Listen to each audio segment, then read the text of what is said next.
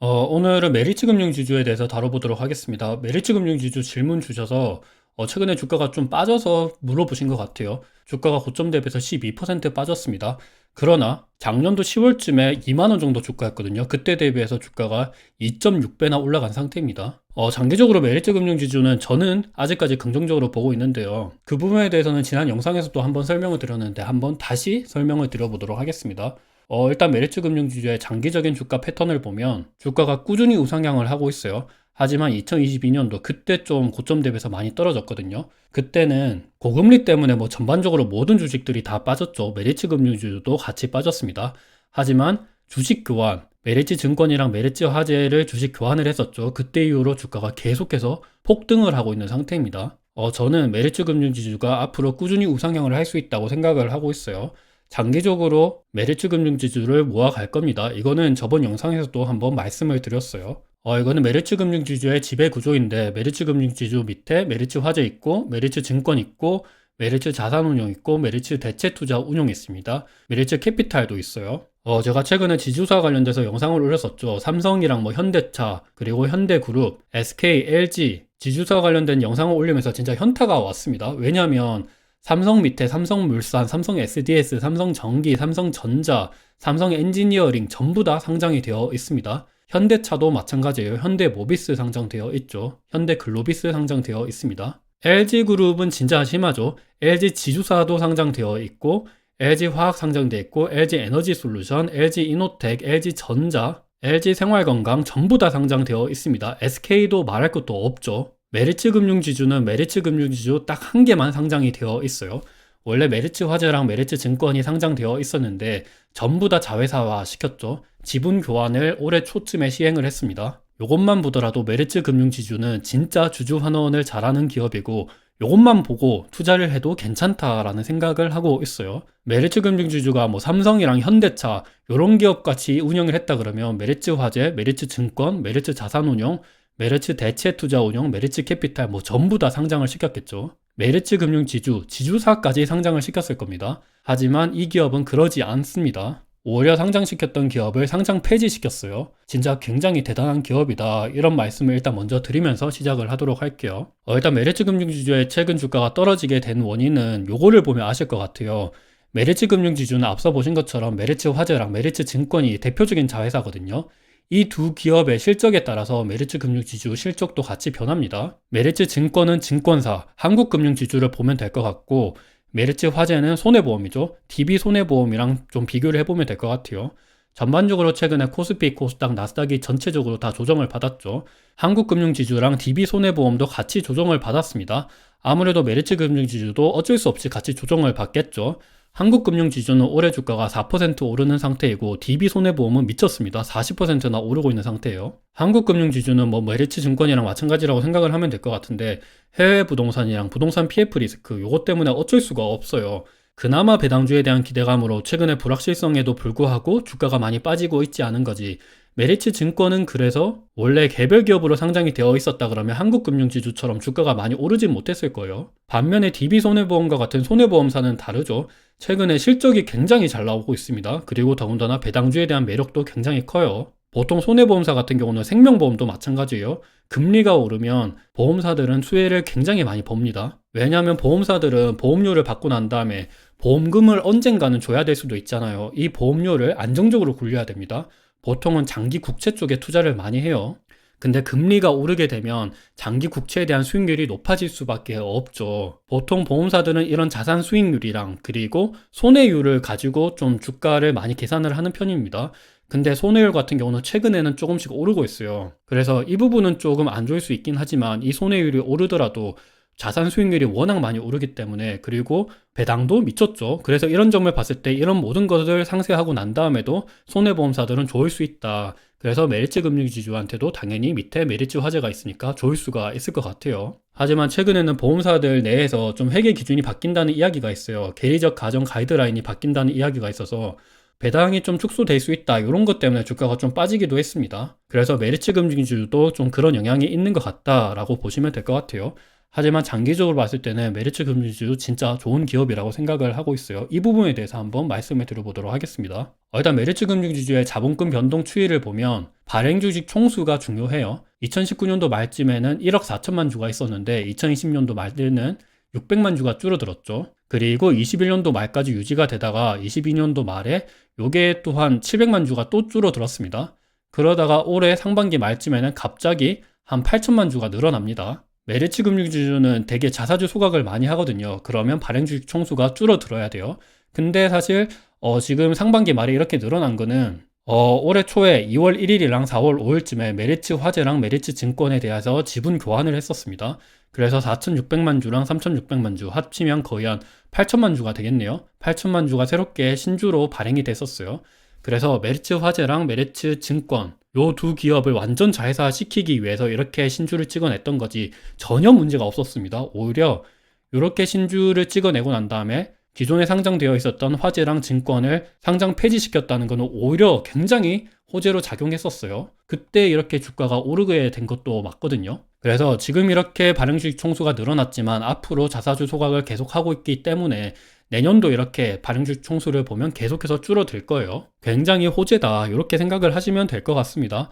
메리츠 증권이 메리츠 금융지주가 자사주를 취득하는 규모를 보면 2020년도 코로나 전에는 그렇게까지 자사주를 많이 취득하지는 않았습니다. 물론 그 전에도 자사주를 취득하긴 했었어요. 2017년도 요때 한 400억 그리고 2019년도에 700억 근데 코로나 이후로는 굉장히 자사주 매입을 하는 주기도 줄어들었고 그 규모도 굉장히 커졌습니다. 21년도 3월에 500억, 6월에 500억, 또 8월에 500억, 그리고 작년도 2월에 1000억, 그리고 작년도 11월에는 2000억, 그리고 올해 3월에는 4000억, 그리고 지금도 매수를 하고 있죠. 최근 9월 21일 날 공시가 나타났는데 지금 자사주 매입하는 규모는 거의 한 2400억입니다. 요것도 매입을 하고 난 다음에 나중에 자사주 소각을 할 거예요. 계약 목적은 당연히 주주가치 제고고요. 그래서 최근에 신한지주에 대해서 다뤘는데 신한지주는 자사주 매입 소각도 물론 하고 있긴 한데 자사주 매입한 거를 좀 지분 교환, 다른 뭐 오렌지라이프나 뭐 이런 쪽으로 지분 교환하는 데 많이 쓰거든요. 그리고 제3자 배정 유상증자도 많이 합니다. 근데 메리츠 금융지주는 그런 건 없어요. 무조건 매입하고 난 다음에 소각을 합니다. 메리츠 증권이랑 메리츠 화재 지분 교환한 거는 그냥 예외로 생각을 하셔야 될 것 같아요. 그거는 완전히 자회사를 상장 폐지, 완전 자회사화 시키기 위해서 그렇게 했었던 거고 진짜 굉장히 주주 친화적인 기업이다 라고 생각을 하시면 될 것 같습니다. 자사주 매입을 한 거를 자사주 소각한 규모를 또 보면 2020년도 5월달 그때 700억 소각을 했고 22년도 3월 11일 날 500억 그리고 6월에 500억 또 9월에 500억 올해 3월에는 1000억 자사주 소각을 굉장히 많이 하고 있습니다. 그리고 지금 취득하고 있는 자사주 매입 규모 2400억도 이제 소각을 하겠죠. 보시면 9월 21일 날 2400억 자사주 매입한 거를 2024년 3월 29일 이후에 전량 소각할 예정입니다. 그리고 3월 17일 날 4000억 앞서 보신 것처럼 여기 4000억 했었죠. 요 4000억도 내년도 3월 15일 날 전량 소각할 예정입니다. 요 규모만 하더라도 6400억 전량 소각할 예정이에요.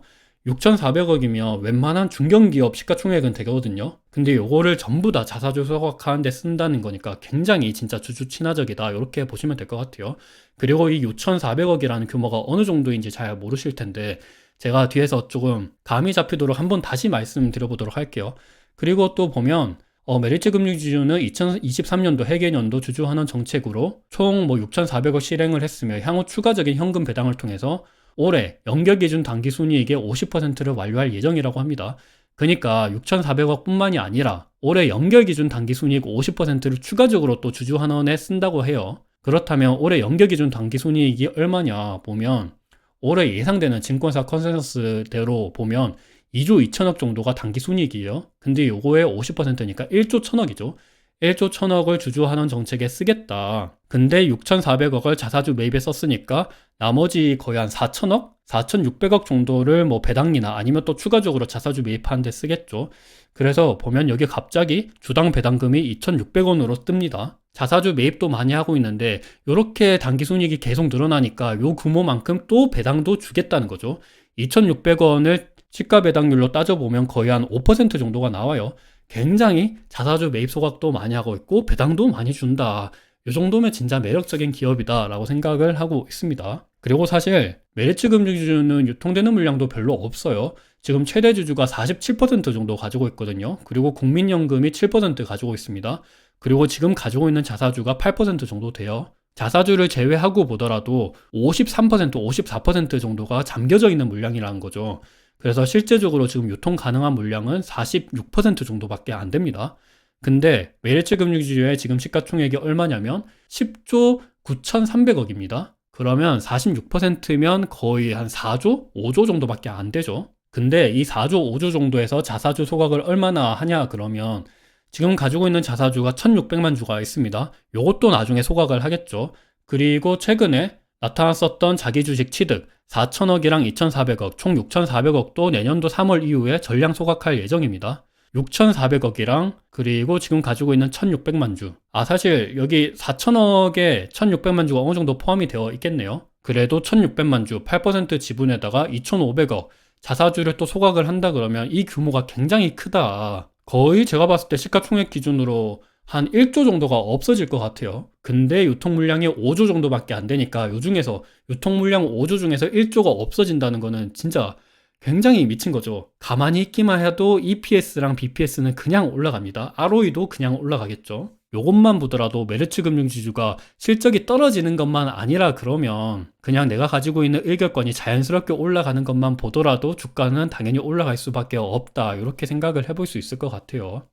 지금까지는 좀 좋게 말씀을 드렸고, 하지만 조금 더 세부적으로 보면 메리츠 증권 같은 경우는 최근에 좀 안 좋을 수가 있습니다. 왜냐하면 일평균 거래 대금이 줄어들고 있고 투자자 예탁금도 줄어들고 있죠.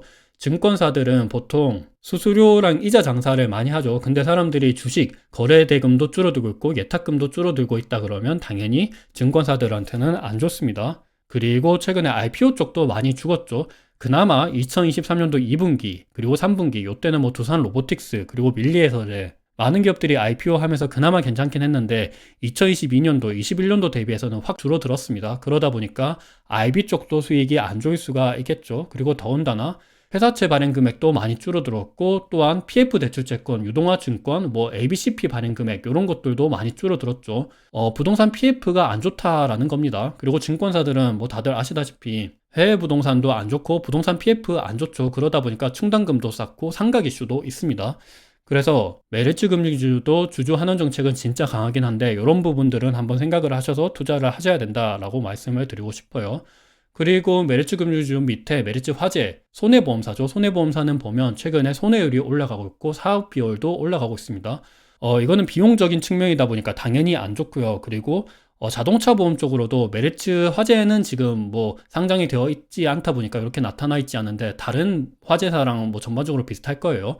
자동차 보험 손해율도 계속 올라가고 있습니다. 단기적으로는 비용이 증가하고 있다. 하지만 보통 보험사들은 금리가 오르면 좋습니다. 근데 최근에 국고채 금리가 계속 올라가고 있죠. 미국 시장의 금리도 계속 올라가고 있는데 고금리가 좀 장기간 유지가 될 것 같아요. 이러면 메리츠 금주주는 당연히 좋겠죠. 메리츠 화재가 좋기 때문이에요. 그래서 이런 부분들은 한번 생각을 하시고 투자를 하셔야 된다.